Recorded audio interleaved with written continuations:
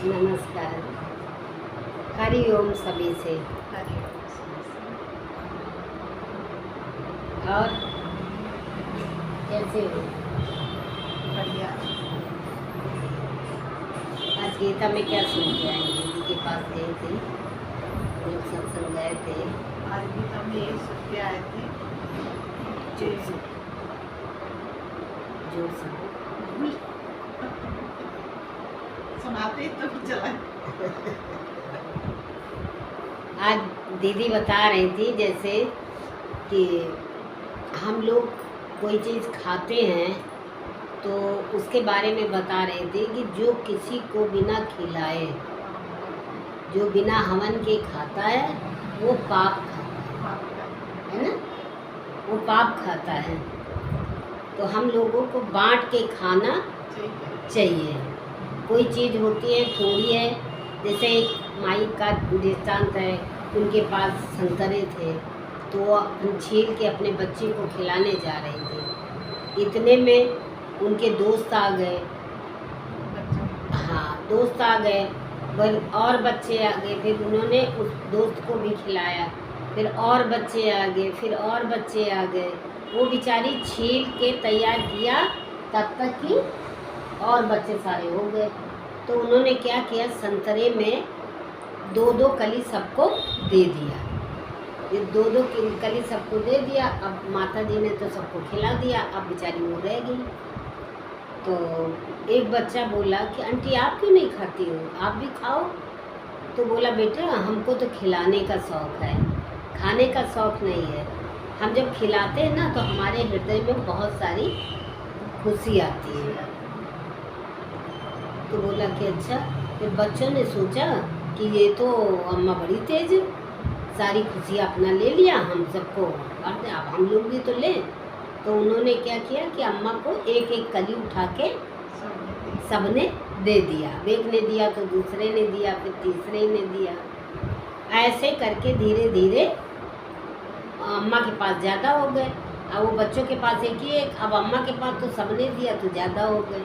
तो क्या हुआ, बांट के खाने में क्या हुआ, पहले माँ ने बांटा तो बाद में कितने सारे मिले उनको। तो हम लोग बांटना तो सीखे नहीं, सत्संग में ज़रूर जाते हैं, सत्संग में जाते हैं, देखते भी हैं कि वहाँ कितना प्रसाद मिलता है, कितना लोग लेके आते हैं, कितना बांटते हैं, सब बांट चीट के खाते हैं। पर हमारी आदत जो शुरू से पड़ी हुई है तो छुप के खाने की, मैं खाऊं मेरे वाले खाएं, जब मैं खाऊं मेरे वाले खाएं तो फिर बांटने का शौक़ कहाँ रह गया, रह गया। और बिना बांटे तुमको कभी कुछ मिलेगा नहीं। हम सोचते हम किसी को ना खिलाएं और सारे आदमी हमको खिलाएं, तो भैया ये तो प्रकृति का नियम है कि जो हम डालेंगे वही पाएंगे। जो तुम्हें चाहिए वो बांटना शुरू कर दो। बांटने में सबसे ज़्यादा यही है कि हम कभी अकेले नहीं रह जाते हैं। कभी अगर हमारे अंदर बांटने का स्वभाव आया, हम गए आए तो हमारे कितने फ़ायदे होते हैं। एक तो हम लेके गए अपनी खुशी के लिए कि आज हम लोग बांट के खाएंगे, थोड़ा लेके गए और वहाँ गए तो बांट के खाए तो कितने लोगों ने अपने अंदर से सोचा कि भाई हमारे घर आए, बांट के लेके आए तो हमको भी तो खिलाना चाहिए। तो वो लोग कितना ये भी खा लो, ये भी खा लो, ये भी खा लो, हम लेके इतना गए और वहाँ से कितना खाए। तो एक तो आनंद मिला खिलाने का, है थोड़ा सा निष्काम सीखा, दूसरे कितना निष्काम हुआ, कितना अंदर से मन साफ हुआ हमारा। बांट के खाने से हमारा मन विशालता में आता है, हम लोग प्रेम बढ़ता है, सब लोगों की आदत पड़ जाती है। हम लोग देखो सत्संग में तो अभी आए, पहले हम साथ में रहते थे जब आर्मी में, वहाँ भी रहते थे, वहाँ हर तरह के व्यक्ति रहते थे। माने कोई मद्रासी है, कोई केरला का है, कोई कहीं का है, कोई आंध्र का, माने कितने सारे, बंगाली है, कोई बिहार का है, कोई यूपी का है, कोई कितने सारे लोग रहते थे। और कभी किसी को जानते नहीं थे, मिलते थे तो कोई कभी कोई, कभी कोई, जो जानने वाले रहते थे वो कभी कभी मिलते थे। हर यूनिट में ज़रूरी नहीं है कि उसकी वही पोस्टिंग हो, तो तरह तरह के लोग मिलते थे। पर ये लगता था कि कोई आया, अब किसी चीज़ का भी रहता था ना, अगर प्रेम से बोल दोगी, किसी को बता दोगी, तो लोग तुमसे प्यार करेंगे, तुम्हारे पास आएंगे। अब मैं तो सरकारी क्वार्टर में रहती थी, ये तो सवेरे 7:30 बजे चले जाते थे घर से, नाश्ता पानी करके सवेरे उठ के झाड़ू पोछा कर लेती थी, नाश्ता सब भेज देती थी, बच्चे स्कूल चले जाते थे। उसके बाद क्या रहता था, या तो लेटे सोए, आते थे ये लोग 2 बजे। अब 2 बजे खाना कितना बनाना है, 2-3 आदमी का खाना, बच्चे भी छोटे छोटे थे, सब स्कूल से लेके आते थे, 2-2:30 बज जाता था। तो क्या करते, सब अपने अपने आदमियों को भेज के औरतें सब नीचे उतर के आ जाती थी। अब मेरा क्वार्टर नीचे था, सारे लोग आ जाते थे मेरे पास। अब मेम साहब ये बता दो, मेम साहब वो बता दो, मेम साहब वो बता दो। तो हमें तो अच्छा लगता था बताने में, जो चीज़ आता था तो मैं तो सबको बता देती थी। अब बता देती, लोग प्यार से सीखते भी थे। जैसे सब जाए तैसे कोई कुछ भी कर, अरे भैया वो मेम साहब तो सबको बता देती हैं। कोई किसी को नहीं बताता था, पूछते रहते थे लोग, कोई नहीं बताता था। तो अपनी तो आदत थी शुरू से ही कि पसारते चलो, फैलाते चलो, फैलाते चलो, वही आदतें थी। तो लोग आके बैठ जाते थे। नीचे का फ्लावर था, पानी आता था, पूरी टंकियाँ भर लेती थी। अब भर लेती, ऊपर वालों को पानी नहीं चढ़ता था, भाई राजस्थान में पानी की कमी होती थी। तो लोग कहते थे मेम साहब एक बाल्टी पानी दे दो, तो मैं तो दे देती थी, ले जाओ, नीचे आएगा तो भर लेंगे, नहीं आएगा तो खाली रहेगा, तो गाड़ियाँ आती हैं नीचे अपन डाल जाएंगे। अब गाड़ी भी लेके आती थी, और पानी आता था तो मैं रात में 12 बजे उठ के पानी भरती थी। किस लिए भरती थी, मेरे कोई नहीं, मेरे यहाँ गाड़ी आती थी, भर जाती थी, कोई दिक्कत नहीं थी हमें। लेकिन फिर भी मैं रात में दूसरों के लिए उठती थी। 12 बजे पानी आता था, मैं 12 बजे पाइप लगा के टंकी में छोड़ के और सोती थी, और फिर 12 बजे का अलार्म लगा देती। जैसे बता था, मैं उठ के पानी भर के सारी टंकियाँ, 2-3 टंकियाँ थी और खूब बड़ी बड़ी टंकियाँ थी, सब भर लेती थी। भरने के बाद जब कोई आता था कि पानी ख़त्म हो गया मेम साहब, तो ले जाओ भर के, तुम ही लोगों के लिए भरा।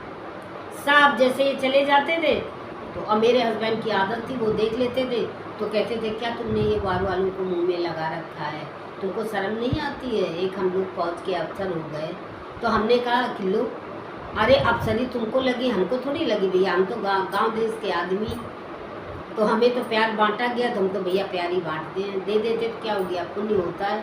पानी तो देना, राजस्थान में पिलाना कितना पुण्य का काम होता है। सब जैसे इनको देखे, अगर कोई पानी लेते आता है और इनको देख ले तो भाग जाता था, तो कहते थे अरे साहब आ गए।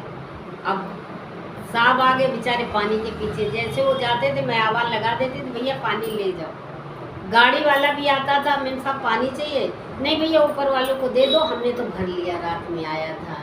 अरे क्यों कष्ट उठाती, रात में नींद खराब करती है, हम लोगों की तो ड्यूटी लगी है। तो हमने कहा कोई बात नहीं, जहाँ पर पानी नहीं है आप वहाँ दे दो जाके। वो भी कहता था इनके दरवाजे पे जाओ, तो ये तो कोई पानी, माने कितने प्यार से कहती कि तो पानी, और लोग तो नीचे ही टंकी भरा लेते थे, ऊपर जाने का कोई मकसद ही नहीं रहता था। तो सब तरह के लोग तुमको मिलेंगे, चाहे बाहर हो, चाहे घर में हो, चाहे कहीं भी जाओ, हर तरह के प्राणी निकलेंगे। और सुबह सुबह सब अपने घर में नाश्ता बनाते थे, सारा नाश्ता लेके आ जाते थे।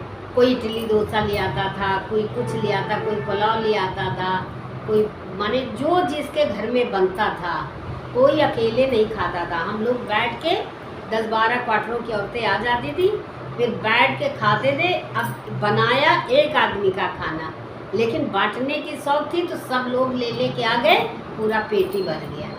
एक एक इतनी इतनी चीज़ खाओ 10-12 लोगों से, तो कितना सब।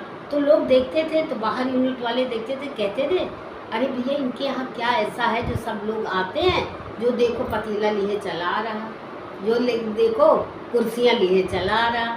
अरे आदमी तो आ जाते हैं और औरतें तो आ जाती इनके घर में, ऐसा क्या है इनके घर में। तो सब लोगों को जहाँ सुख मिलेगा, जहाँ प्यार मिलेगा, सुख मिलेगा, आदमी वही तो भागेगा। तो उसमें भी लोगों को चिढ़न हो जाती थी, कोई कुछ कहता था, कोई कुछ कहता था, हम लोग तो ध्यान ही नहीं देते थे। आदमी आ गए अंदर हो गए, आदमी चले गए बाहर बैठ के, हम लोग सब कढ़ाई बिनाई, किसी के पास कोई बात घर की नहीं रहती थी। नहीं, सब वही कढ़ाई बिनाई करते रहो। ये बता दो, कहीं कुर्सियाँ चलाना, कहीं वो फ्रेम वाला आता था उस पर बनाना, सभी को बता देते थे और सब बड़ी खुश रहते थे। सब कहते थे, अब ये सोचिए कि क्या मिलता था उनको, हम क्या दे देते एक्स्ट्रा अपने घर से, कुछ देते थे नहीं। और हंसते बोलते बतलाते टाइम भी पास हो जाता था सबका, बोरिंग भी नहीं लगती थी और कितने अच्छे से दिन कट जाते थे। अच्छा, जब हमको क्वार्टर मिला तो जैसे उस लाइन में, तो भैया अब हम जाने लगे। जब वहाँ जाने लगे तो इतना औरतें रोती थी, इतना रोने लगी, इतनी दूर हम कैसे आएंगे। तो हमने कहा प्यार होता है तो हर आदमी पहुँच जाता है, प्यार में कोई दूरियाँ नहीं होती हैं। अब क्या करें भाई, मजबूरी है, क्वार्टर तो खाली करना पड़ेगा। तो जब चले जाते थे वहाँ, तो वहाँ भी लोग अपने अपने आदमियों के साथ बैठ के आ जाती थी गाड़ी से, साइकिल से, कहती थी उनके पास हमको छोड़ देना, हमको ये पूछना वो। तो उनके आदमी भी कहते, मैं सब इन लोगों को क्या तुमने गिरका रखा, क्या खिलाती पिलाती जो सब भागती है यही। तो हमारा तो स्वभाव शुरू से ही था प्रेम करना। घर में भी रहते थे, मैं वहाँ भी प्यार से बोलते थे, बतलाते थे। कोई कुछ कहता था तो उसकी सुनते रहते थे। तो वो स्वभाव भरा पड़ा था। यहाँ सत्संग मिल गया, जब सत्संग मिला तो इसमें भी वही बांट के खाने, तो ये तो आदत स्वभाव था ही पहले से। तो हम लोगों को शौक और उमड़ गई, चलो सत्संग में कहते अच्छा होता है, अब और ज़्यादा खुशी होने लगी। तो बांटने में क्या जाता भाई, क्या खर्चा होता है। अगर हम किसी को मिला है हमारा, तो किसी को खिला भी दिया, तो उसने खाया भी, तो उसकी प्रारब्ध है ना। बिना प्रारब्ध के तो कोई एक गिलास पानी नहीं पी सकता है नहीं। तो हर आदमी अपना अपना कर्जा चुकाने आता है। अब हम भी जाते थे किसी घर में खाने, तो उनका भी हमारा लेखा जो करा होगा, यही सोच के थोड़ा चलो बहुत।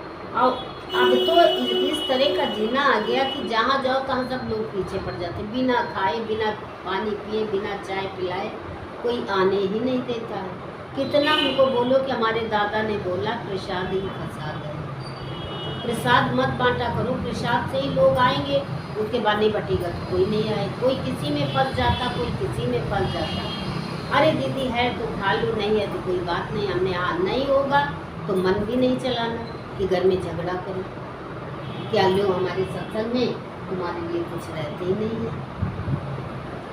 तो कितना माने जीना आ गया, क्या मिला, क्या हमको दुख लगा। अगर हम सत्संग में आए तो हमारे फायदे ही फायदे तो नहीं, कोई हमको तकलीफ है।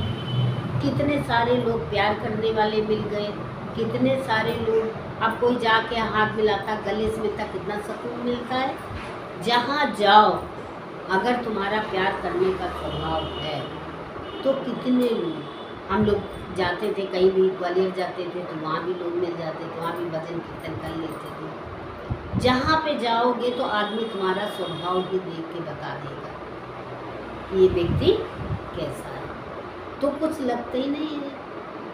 अरे भैया तो कोई बड़े बड़े बड़े शुक्राने तुम्हारे, भैया किस बात के शुक्राने, ये स्वभाव हुआ।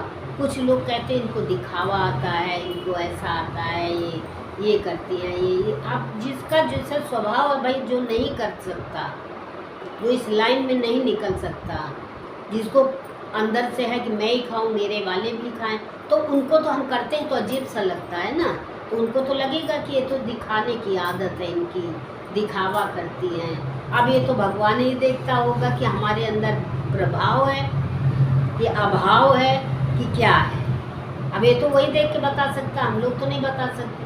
अब वही हम तो कह देते भगवान उठे हैं, जो भी तुझे कराना होगा, जो तुझे अच्छा लगे वो व्यक्तित्व कराना, और नहीं तो मत करने देना। और जहाँ मैं फंसूंगी, जहाँ मुझे कोई बात हुई तो जिम्मेदार तू ही होगा। तो भगवान भी डरा जाते कि इससे भैया कोई ऐसा काम नहीं तो हमारे ऊपर छूट देगा, तो वो कुछ काम ही नहीं होने देता।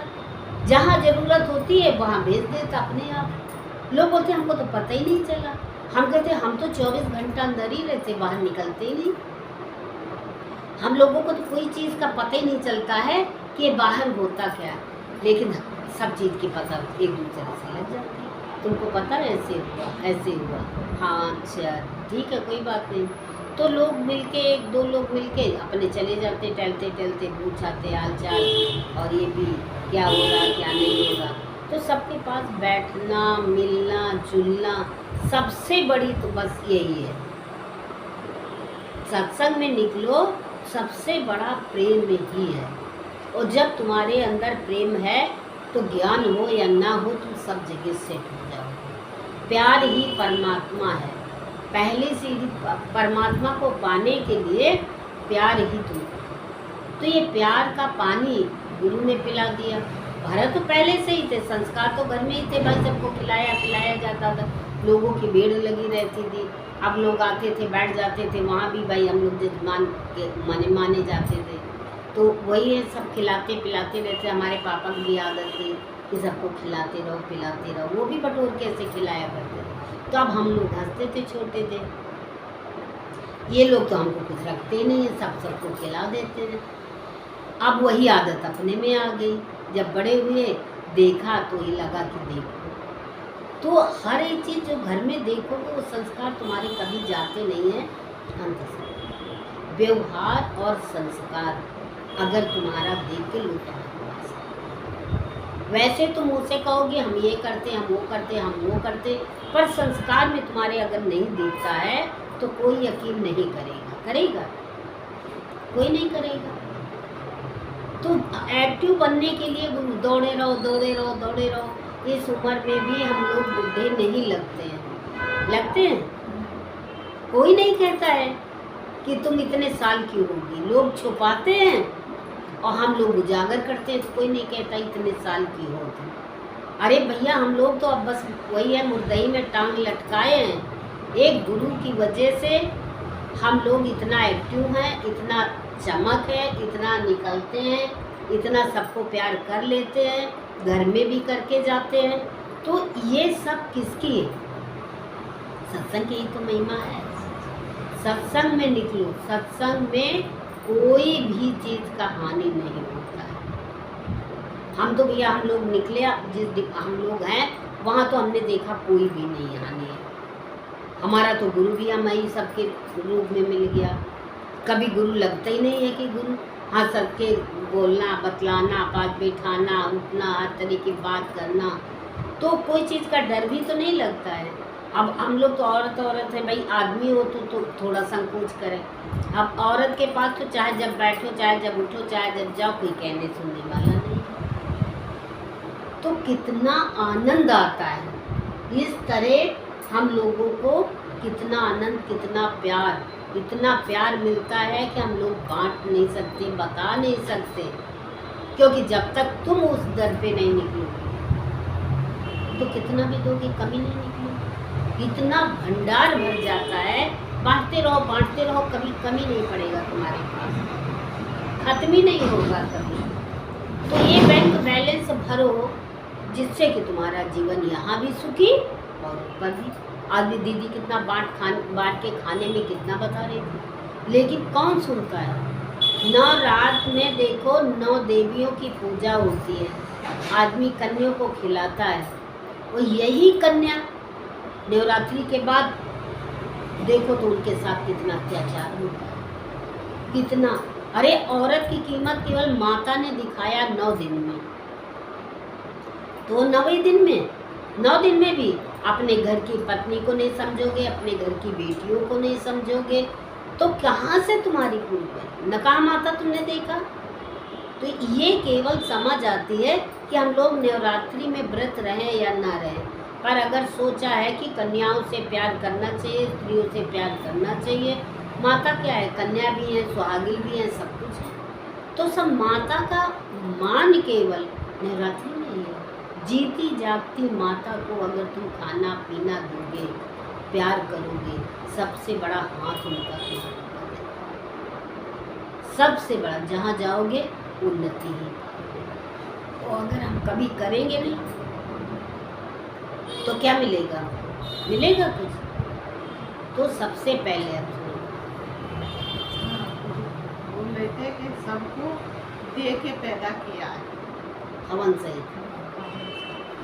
सबको दे के पैदा किया है, क्योंकि दिया ही दिया है। तो बोलते कि यज्ञ करके खाओ। तो यज्ञ यही बात होती है कि यज्ञ करके तब खाओ। तो भगवान ने यज्ञ सहित ही पैदा किया है सबको दो, जो भी आता है, जो भी मिलता है, सबको दो, प्यार दो। सब जो अपने पास है सो सब देते चलो, जानते हो जो भी वो सिखाते चलो, प्यार देते चलो। और